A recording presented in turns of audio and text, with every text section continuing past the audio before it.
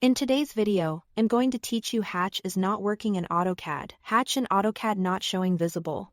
When a hatch disappears or refuses to display, it usually comes down to a few system settings or a mismatch between your pattern scale and the boundary size. Follow along and we'll fix it step by step. First, make sure AutoCAD is actually set to display fills.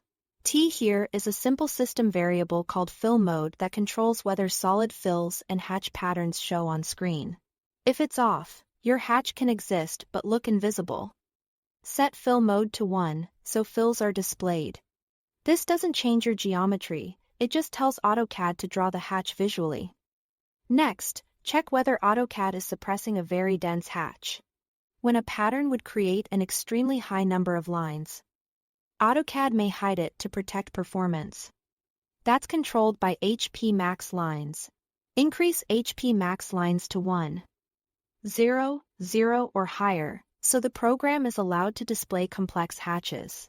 If you are working on heavy drawings, raise it thoughtfully to avoid slowing down your system. But for troubleshooting, a higher value confirms whether density is the cause. If your hatch still seems missing or looks like a solid blob, the scale is likely off. A pattern that's too small for the boundary looks solid. Select the hatch and open the Properties palette, then adjust the scale. Try values like 10, 100, or 0.1 to quickly test both larger and smaller scales. You are aiming for a pattern that's clearly visible and proportional to your object size. If your drawing units are very large or very small, you may need a bigger adjustment before the pattern reads correctly. Finally, verify that the hatches layer isn't hiding it.